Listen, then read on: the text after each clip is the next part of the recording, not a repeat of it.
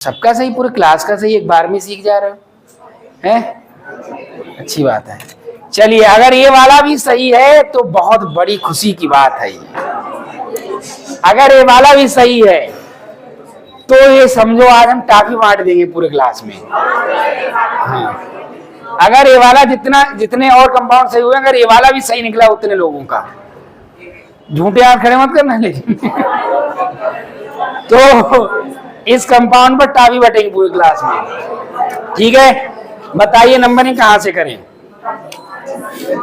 Left to right, right to left, left to right. कितने लोगों का कहना लेफ्ट टू राइट? हाथ ऊंचा करो। बस टाफी चली गई। कोई और इसके अलावा बोलना चाहता है? खड़े हो जाओ। क्या बोलना चाहते हो? किधर से? इधर से, मतलब नीचे से नंबरिंग की जाएगी? हैं, लगा ही बता रहे हो तुम तो। अरे हंस रहे हो, हंस लो, खड़े रहो। और कोई बता रहा है? इसमें नंबरिंग कहां से की जाएगी? ये तो बता रहे नीचे से नंबरिंग की जाएगी। और कोई स्टूडेंट? तुम बता रही हो। इनका साथ पूरे क्लास में कोई देगा? तुम नीचे से नंबरिंग होगी पक्का? तुमने अभी हाथ तो इधर वाले में खड़ा किया था। खड़ी हो जाओ। और कोई है? और कोई स्टूडेंट? तुम भी हो? पहले मतलब दिमाग में ये बात थी, अभी आई है? अब आई है तो नहीं, पहले से ही थी तभी तुम्हारे दिमाग पहले से थी बात? तुम बोली तो नहीं? अच्छा, कोई बोल तो रहा था इधर, लेकिन ये नहीं पता कि कौन बोल रहा था। यही बोल रही थी? क्यों तुम बोल रही थी? तुम बोल रही थी और तुम्हारी बात तुम नहीं कह पाई और ये कह रही। अच्छा, दोनों बोली, तुम भी खड़ी हो जाओ। तो दर्शित कुमकुम साक्षी के लिए कल टाफी दी जाएंगी, क्योंकि इन 3 बच्चों का ही सही है, बाकी सबका गलत है, सब बेड़े हो गए। ठीक है, क्या बताया मैंने? इन तीनों बच्चों के लिए तालियां बजाइए, बहुत अच्छी बात है ये। बैठ जाओ। नियम क्या बताया गया है? क्या बताया गया है? क्या लिखा है ये? अंकन उस तरफ से करते हैं। देखो क्या लिखा है, अंकन उस तरफ से करते हैं जिस तरफ से द्विबंध पास में होता है। इसमें भैया ये लिखा है अंकन उस तरफ से करते हैं जिस तरफ से द्विबंध पास में होता है। इसमें ये तो नहीं लिखा है अंकन लेफ्ट टू राइट और राइट टू लेफ्ट ही करते हैं। ऐसा लिखा है क्या? बोलो, लिखा है? ऐसा तो नहीं लिखा है कि अंकन आपको लेफ्ट टू राइट या राइट टू लेफ्ट करना है। ऐसा तो नहीं लिखा ना। उस तरफ से करना है, चाहे लेफ्ट टू राइट हो, चाहे राइट टू लेफ्ट, चाहे अप टू डाउन, चाहे डाउन टू अप। ठीक है, आप नंबरिंग उधर से करेंगे जिधर से डबल बांड पास में होगा, जिधर से डबल बांड पास में होगा। तो यहां पर अगर आप इसको एक नंबर दे देंगे तो डबल बांड एक ही नंबर पर आ जाएगा और इधर से आएगा 3 नंबर पर।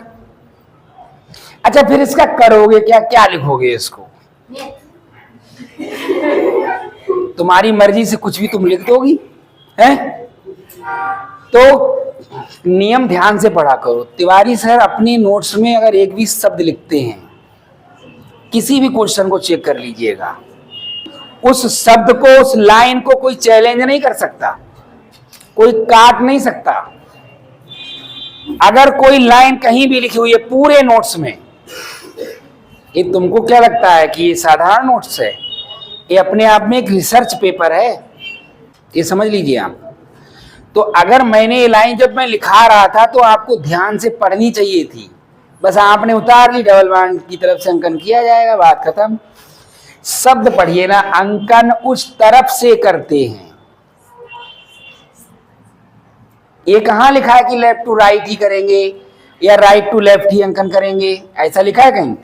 ऐसा तो नहीं लिखा है। कंपाउंड आपको ऐसे मिलेंगे आगे। अगर आप बॉन्ड लाइन नोटेशन में अगर लिखेंगे और आप अंकन यहां से कर रहे हैं तो ऐसे अंकन हो रहा है। क्यों? Left to right, right to left है, और जैसा ये तो अप डाउन हो जाएगा, ये राइट लेफ्ट, लेफ्ट राइट हो जाएगा, ये अप डाउन हो जाएगा, और ये ऐसे ऐसे क्या बोलोगे तुम? तो इसलिए लिखा है ना कि अंकन उस तरफ से करेंगे, दसों दिशाओं में किसी भी तरफ से, जिस तरफ से डबल बांड पास में होगा। और दसों दिशाओं में भी कई दिशाएं, उनके बीच की अनगिनत दिशाएं। ठीक है, और इसको क्या दिशा कह सकते हो बताइए? इसको ना तो लेफ्ट टू राइट कहा जा सकता है, ना राइट टू लेफ्ट, ना अप टू डाउन कहा जा सकता है। ऐसे हो रहा है अंकन। तो जब कोई चीज लिखाई जाती है, मैं कहता हूं बहुत ध्यान से सुना करो हर शब्द के लिए, और बहुत ध्यान से पढ़ा करो हर लाइन के लिए, ध्यान दिया करो। अगर ध्यान दिए होते इस लाइन पर तो ये गलती नहीं होती। ठीक है, तो आपको बोला गया कि आप अंकन उधर से करेंगे जिधर से डबल बांड पास में होगा। तो अगर हम इसको 1 नंबर दे दें तो डबल बांड एक ही नंबर पर मिल रहा है हमारे लिए, तो हम इधर लेफ्ट टू राइट या राइट टू लेफ्ट नंबरिंग क्यों करेंगे? अब 1 नंबर इसको दे दिया तो 2 नंबर पर हम यहां आ गए। अब यहां पर आए तो हमें 2 रास्ते दिखाई दिए, हम इधर भी जा सकते हैं, हम उधर भी जा सकते हैं, लेकिन हम किधर जाएंगे? जिधर श्रृंखला लंबी बनेगी। अब हम किधर जाएंगे?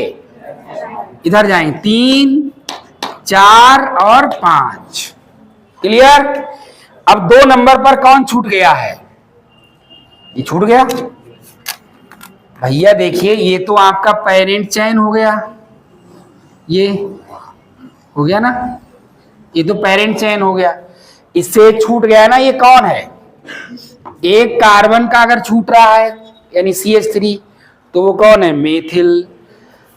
2 कार्बन का छूट रहा है तो एथिल।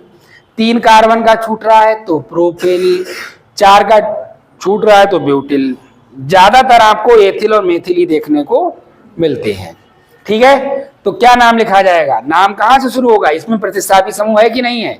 है, एथिल। तो सबसे पहले किसका नाम लिखेंगे? उसी का नाम लिखेंगे। क्या नाम है उसका? एथिल है, और 2 नंबर पर है तो 2 एथिल, 2 एथिल। और 5 कार्बन की चेन है तो क्या आएगा? पेंट।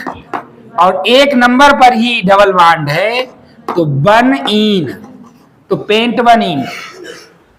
2 एथिल, 5 कार्बन की चेन है तो पेंट, 1 पर है इन तो 1 इन, तो 2 एथिल पेंट 1 इन। या क्या लिख सकते हो? बोलो। 2 एथिल 1 पेंटीन। या क्या लिख सकते हो? 2 एथिल पेंटीन 1। या क्या लिख सकते हो? 2 एथिल 1 लिखो ना लिखो, केवल पेंटीन लिख दो, 2 एथिल पेंटीन। कितने लोगों का सही है? इन्हीं 3 बच्चों का सही हुआ होगा, बाकी का अगर सही बता रहे हो तो चीटिंग कर रहे हो, मेरे साथ नहीं अपने साथ।